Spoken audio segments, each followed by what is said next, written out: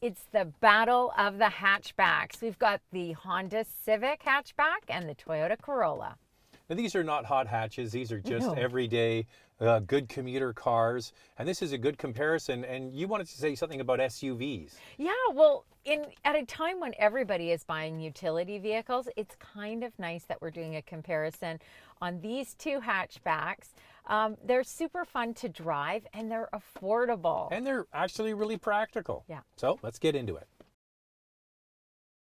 The Honda Civic Hatchback comes with a 1.5-liter turbocharged 4-cylinder engine matched with a CVT or a manual transmission. The base model has 174 horsepower and 167 pound-feet of torque. The Sport and Sport Touring trims have 180 horsepower and 177 pound-feet of torque. There is a new Civic coming soon, and it should be available this summer. The Toyota Corolla Hatchback is only available with one engine. It's a 2-liter 4-cylinder. It also is available with either a manual transmission or CVT. It has 168 horsepower and 151 pound-feet of torque. So there is one thing we should point out about the higher output Honda Civic Touring with 180 horsepower. What do you have to put in it? You got to put in premium fuel. Yeah, so most people will run it on regular, which you can, but you don't get that horsepower bump. So we mentioned two engines available in the Civic Hatchback. What Honda Canada has done for 2021 for the Canadian market only is only offer the higher output engine. That's right. They're streamlining their packaging, getting set for the brand new Civic that's going to arrive later this year. So if you go back and look for a 2020, you can get that lower horsepower engine. However, in the United States for 2021, both engines are available. The Civic is longer and wider, but sits a bit lower than the Corolla. The Civic is actually best in class in this category. Both the Corolla and the Civic come standard with LED taillights and 16-inch wheels. 18-inch wheels are available on higher trims. The special edition top trim on the Corolla, which we tested, has a real sporty look to it with a black grille, black roof spoiler, black door handles, and side mirrors.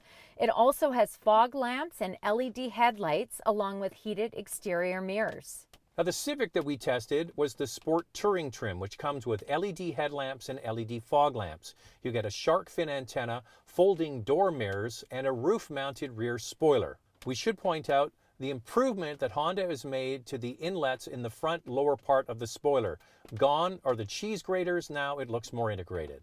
Now, Andrea, you did mention that the Civic is the biggest in this class, which offers a lot of space, but it has some odd-looking proportions with the long wheelbase and the stubby little bum. It doesn't look that cohesive compared to, say, the Corolla, which has a more traditional sort of hot-looking hatch anyway. I don't know about hot-looking hatch, but I would say that it is much more streamlined. I know that you think the Civic is a bit overstyled. I actually kind of like the look of it. I think it looks quite sporty. But what would you say, Zach? I would say just get the GTI.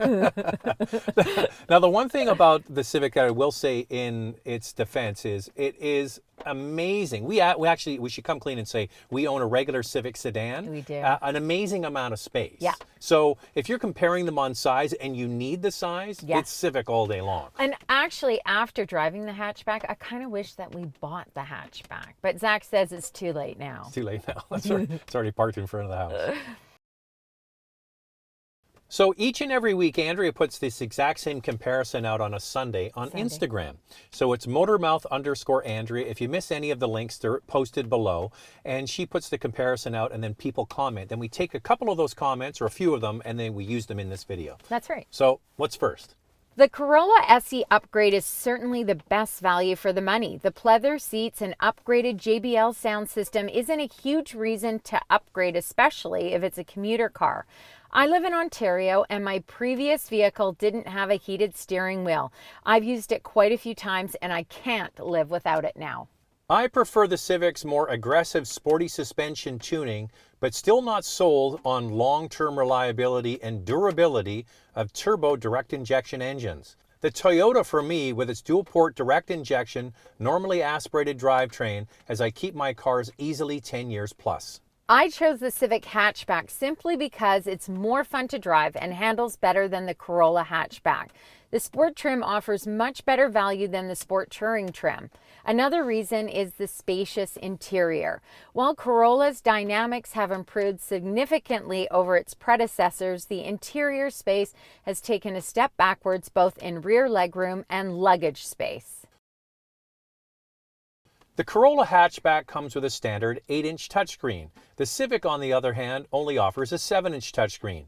It is best to move up one trim from the base model on the Corolla to the SE trim to get extra features like heated front seats, Apple Carplay and Android Auto, leather-wrapped steering wheel and shifter, blind spot monitoring, and rear cross-traffic alert. When it comes to the Civic, the base model actually comes with quite a few standard features, including Apple CarPlay and Android Auto, heated front seats, and lane keeping assist.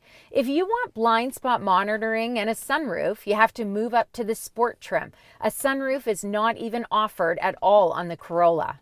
Heated rear seats are available on the Civic Touring along with leather trim seating surfaces. You can get wireless charging on the Toyota, on the SE upgrade trim, and on the Sport Touring for the Honda. The heated steering wheel on the Corolla is only heated at 9 and 3, and you have to get the SE upgrade trim. Unfortunately, a heated steering wheel is not even offered on the Civic. Okay, is the lack of heated steering wheel a deal breaker for you?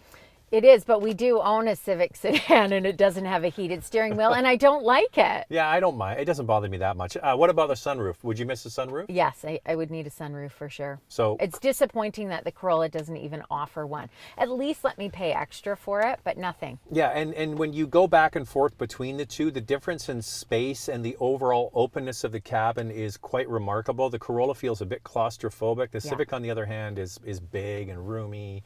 Sunroof.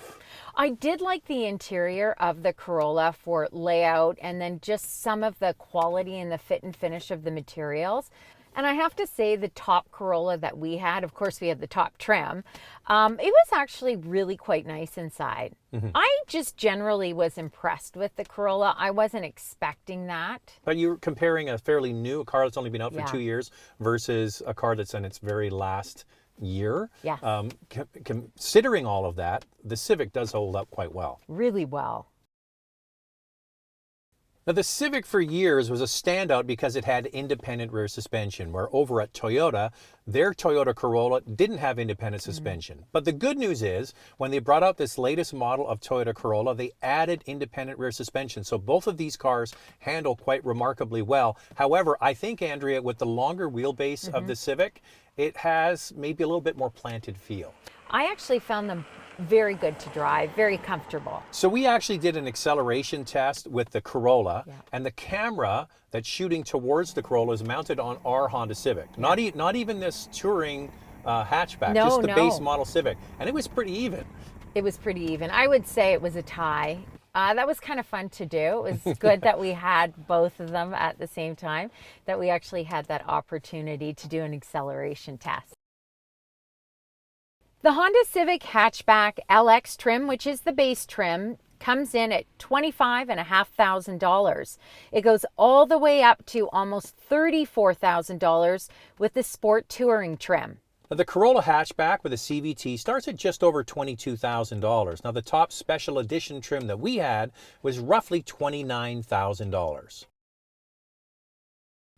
The winner for fuel economy is the Toyota Corolla Hatchback, getting 7.5 liters per 100 kilometers in the city and 5.8 liters on the highway. The Civic, with the Sport and Sport Touring more powerful engine, gets 8 liters per 100 kilometers in the city and 6.6 on the highway, and the U.S. miles per gallon are below that. Now, both of these brands get a warranty of 3 years or 60,000 kilometers. All right, so it's kind of interesting to look at the Corolla Hatchback coming back, and it's only been out for a few years, versus a car that's been in continuous production, right? Yeah. And the Civic is an icon, especially in this Canadian market. It is the best-selling passenger car for over 20 years. Amazing, and the resale value is excellent, as is the resale value on this Toyota Corolla as well. You know, we are looking forward to seeing the new Civic, which is very conservatively styled. Now, this is just the sedan. We haven't seen the hatchback yet, but they're going back to sort of a more traditional look, but I have to give Toyota credit. The styling on this particular one we have with all of the aero in the front and the spoilers and everything, it looks pretty good. It's super sporty. They did a really nice job with it. And as you said, we both look forward to seeing this new Civic when it comes out. It looks kind of like a Volkswagen. Yeah, it looks a bit like the Jetta. I mean, we'll have to wait until we see it in the steel and the glass, if you know what I mean. For sure. All right, I think we're done, Andrea. We're done. Just want to do one more shout out. First of all, what we're going to do is every single Sunday, Andrea is going to post on Instagram. It's motormouth_Andrea, or the link is below. And then the following Tuesday, we do this video. So and thanks we look forward to your comments. Yeah, thanks for watching. Cheers. See you next time. See you next week.